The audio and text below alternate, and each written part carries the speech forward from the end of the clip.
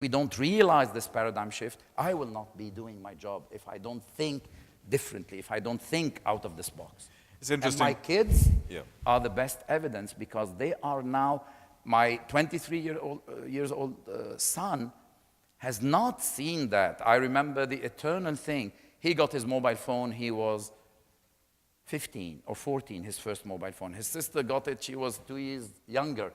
What? How come I got my mobile phone, I was 15, she's getting it, she was 13. The youngest got it, he was 7. I don't know. So, now this is a different story. The acceleration, the process, we can see it. We just have to look to our children.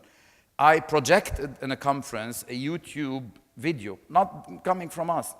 A 1-year-old girl with an iPad going like this, being very happy, and then she opens the magazine, and this adorable girl is just trying to make the picture bigger on the magazine, trying to press where you, and then it doesn't work, and she got upset. And the mom's comment is, for my 1-year-old daughter, a magazine is an iPad that doesn't work.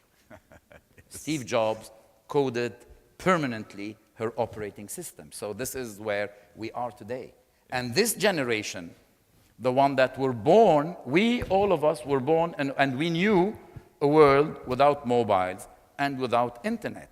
This generation, no, they are born with that. And I think, I'm fascinated by this. I consider myself so privileged because every day I can discover something, I can learn something, and that's really a blessing.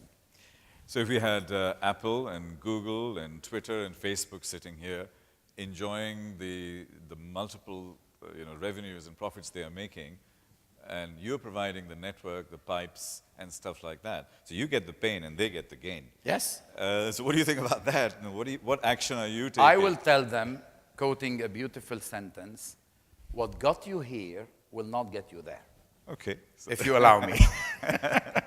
Fair enough. Because I believe that they will have to go in a different business model. The business model will change, like our business model will certainly change. And I believe that there is nothing, we talk about the ICT companies, but everything is becoming digital. Yes. The mistake is that we consider, this is the digital space. Like if there is a space, the physical, everything is becoming digital. Yeah. The companies that are now digital are called Burberry's, are called Emirates. These companies, banks. Yesterday we had a speaker and he is a guru in digital retail banking. We don't want to go to banks. But if you just turn it upside down, Yes. telcos should be tomorrow's banks, perhaps, because that's your I don't transactions know. are going to happen. That's what I'm saying. Maybe, but what I'm saying is, you're telling to me, what do you consider you still have something where you need to change? I'm asking you a question. Did any one of your kids one day nagged on you, telling you, I want to go to the Do store, or I want to go to the Etisalat store in a mall? They tell you, I want to go to Magic Planet. They will tell you, I want to go to Virgin. But no one is nagging. I call it the dentist syndrome. You go to these shops because you have to, for some reason or another.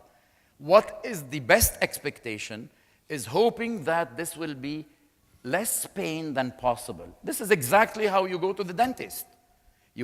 I don't go to the dentist because, great, I have an afternoon, I want to relax, I go to the dentist. We go there hoping that the ultimate thing is, oh God, this was not painful. So that's the best thing. Today's shops for us is like that. I would love to see one day kids nagging on their parents, telling them, I want to go to the Do store because we have something where we could, then our brand will be there. This is where I believe my responsibility is how to think and make it happen. Recently, and not, by the way, it's not doing Etisalat only. Yes. Any telco in the world, any telco in the world, you don't go there for fun. That brings us to an interesting point, because there was a recent article in Kip Report a couple of months ago where you said that you'd like to create the equivalent of an Arabic, pan-Arab Facebook. Now, that's an interesting challenge, and I can see that you're a visionary thinker. we had trouble, and telcos have had trouble. Vodafone Live has had trouble. You created NIU, that has its challenges, I'm sure. But that's, for me, the telco. But the model is, let me use a metaphor, if you guys are interested into. You said dumb pipeline. I will use another word in telcos. We built roads. For years, we used to build roads. And how do we charge in the beginning? Roads, we charge by time and distance. In telcos, time and distance, we all know the time where I speak more, I pay more. My grandfather used to be very strict when my grandmother, Allah yarhamha, was talking to her daughter because phone is for emergency. صح? You knew that. Time and distance. Time is the more you talk. You speak longer distance, you pay more.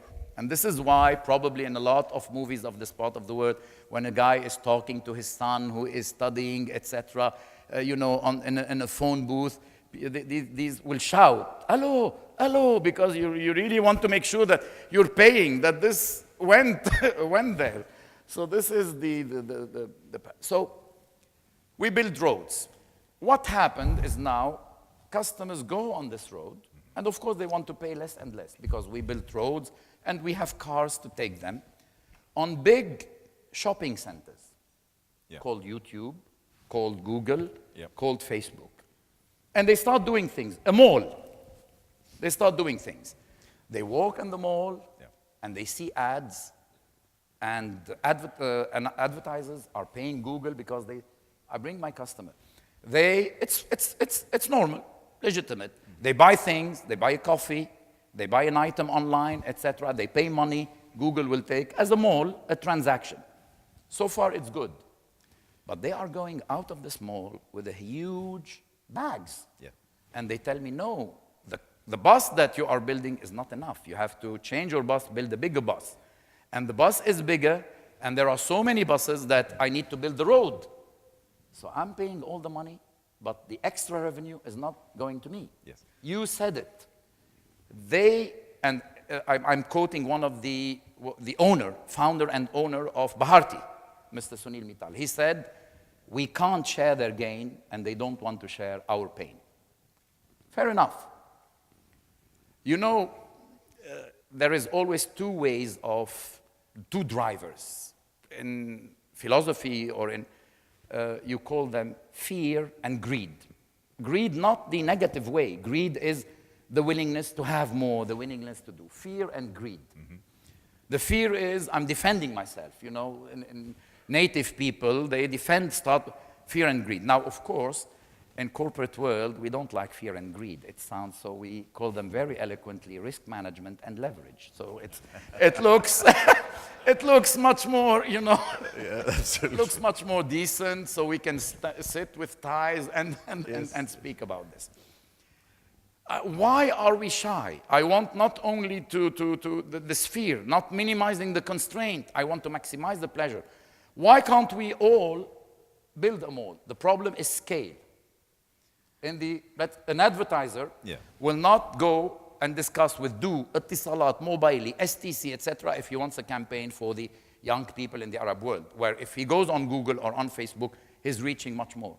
Why can't we create an entity just on the digital space where we put our pipes in an intelligent way, each keeping their assets, where we create a MENA digital platform? That's the dream that I'm having. Okay. So, putting it in a more controversial way, let's nationalize all the telecoms companies. I'm being provocative intentionally. In other words, by saying that forget the telecoms; they're just pipes and roads, and then let's just do the bits on top. We have to be on that top platform. We have to have a platform on top, but not. Each telco, you cannot do it. Each telco will still have to have its own things, competitiveness. I am saying to telco, great, forget that I am your competitor in this market. Let's, as an industry, think how we are positioned vis-a-vis the other. By the way, The banks did it with Visa. Yes. We are in an environment, a lot of the banks did it with Visa. So it shouldn't be so difficult. That's the concept where I like to think I am getting out my architect passion to build it. Maybe you're building the next wave of I Osman hope so. Sultan's life. Just one last question. I mean, we have what we call a big elephant in the room, and that's called voice over IP. How many people, if I just go around, use Skype? That's about 90% of the people in this room. By the way, it's illegal, and we all do it. Can we have the names and the list? Yes, exactly. Can we have the name and the list? So, I mean, this is like the most open secret. I mean, we're all using Skype. We go overseas and we go to the media city, download it from there, and we just use it. And we're eating your breakfast, lunch, and dinner as far as international calls are concerned. Why don't we just put a subscription figure and just legalize it and make all of us honest? You're talking to me? Yes, I'm talking to you. Ah, okay. You are the You're one of the talking two. to me, so I was, okay, no, I thought because you're looking, No, sorry. okay. Okay, here it's about not the